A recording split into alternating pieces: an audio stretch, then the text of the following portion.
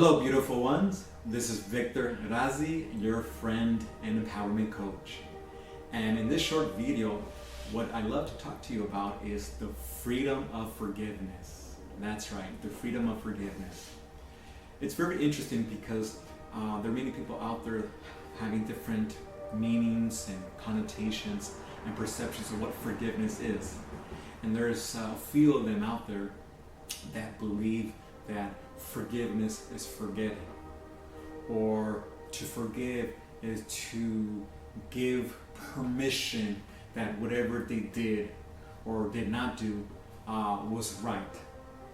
And quite the opposite is true. First of all, forgiving is not forgetting. We definitely don't want you or anybody else to forget anything that happened to you in your past.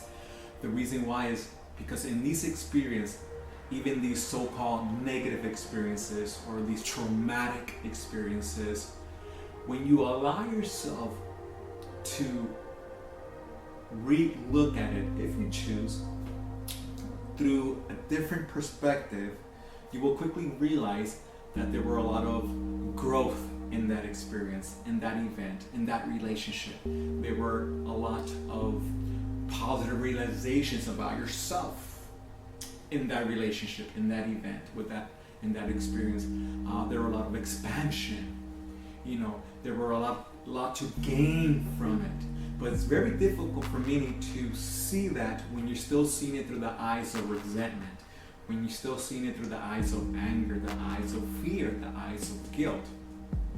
So what we want to do is help you and others is not to forget, but to forgive, in order for you to let go of that poison, let go of that anger, that sadness, that guilt, and that fear, and allow you to realize that that experience did have a positive gain for you towards the direction where you wanted to go, towards the direction you are now, to the person you are now, the greater, positive, more beautiful, more loving, more capable person than you are now. So forgiving is about letting go of that poison, letting go of that anger, letting go of that sadness, either towards yourself or the other person. And you might ask, how? How can we do that? How can we forgive? How can we let go of the anger when in my mind, I perceive all the abuse that he or she did, all that trauma they brought into me, all that hurt they caused. The way you do it is by realizing that you attracted that. Not purposely, I will never say anybody that consciously or deliberately or purposely invited that or attracted that, but you did. And the way you did it is through your thoughts. Through whatever beliefs, through whatever perceptions, through whatever momentum of thoughts and vibration you have going on in those moments. In other words, you're always the creator of your experience. You're always the attractor of your experience. You're always the inviter of your experience. And most important, this can be a little bit challenging for some of you, you always deserve what you receive. You always deserve what you experience. You always deserve what you feel, whether you want to call it good or bad, or right or wrong. And when you allow yourself to hold the truth that you receive what you deserve and you deserve what you continuously think, therefore it gives you a sense of power, a sense of responsibility that you can change what you feel. You can change what you experience. You can change what you believe. Because no one's responsible for your thoughts other than yourself. So we're not saying that at that moment you were not hurt by that person, or you're not abused by that person.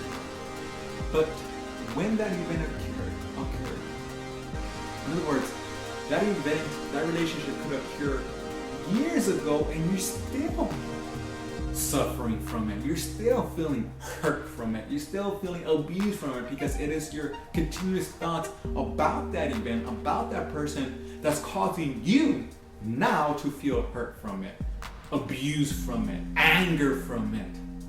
That person, that event could be long gone, long dead, long and in a different country. and you're still suffering from it. Because you're still choosing the thoughts, the perception, the beliefs, the definition that's causing you pain now. We all heard the saying that feeling angry towards someone else and expecting some type of relief from it is like drinking poison yourself and expecting another person to be hurt from it. Right? You are still causing that poison within yourself.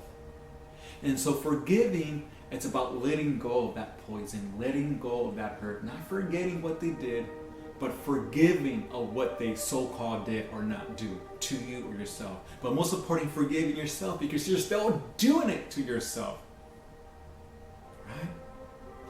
And a belief that will serve you very well to help you to forgive. Because some of you might ask, okay, Victor, I get it. It's not about forgetting what they did. It's about forgiving what they did in order for me to feel better. But how? So here's an invitation for you. It's allowing yourself to truly believe this, that they did their best at that moment, and so did you. In other words, we're always doing our best with the resources we have at any given moment. We're always doing our best with the states of mind we're in at any given moment. We're always doing our best with the experiences, with the values, with the perception, with the beliefs, with the definitions we are holding to be true at any given moment. Your mom did, your dad did, everyone. We're always doing our best. And it's about gaining more resources to do better. And if you allow yourself to truly believe and realize that that abuser, that victimizer did his best or her best, and so did you. And when you truly allow yourself to realize that you attracted that, and they attracted their own experience of that, and when you ask yourself, what did I gain from that? What did I learn from that? What did I receive from that? What did I realize from that? How did I become the better me because of that? Then you will actually start to feel appreciation. Not anger, not sadness, but appreciation for that relationship, for that person. Because he or she, believe it or not, was a great teacher for you, a great reflector for you, a great mirror for you. In order for you to make more powerful decisions of what you truly want in a relationship, what you truly want to experience. Because sometimes, it's not necessary, but for many, I know including me, many moments, many times, in order to truly know what we want, in order to truly know what type of relationship we want, sometimes we gotta experience the type of relationship or type of experience we don't want. So there's a lot of value, there's a lot of gain, there's a lot of realization from it. So if you look at it from that perspective, you actually start to feel nothing but appreciation for that so-called torment. We're not saying that you need to be a friend. We're not saying that you need to call them and say, hey, thank you. But in your mind, you can forgive. They don't need to be in front of you. And that's the best part. Again, they can be long gone.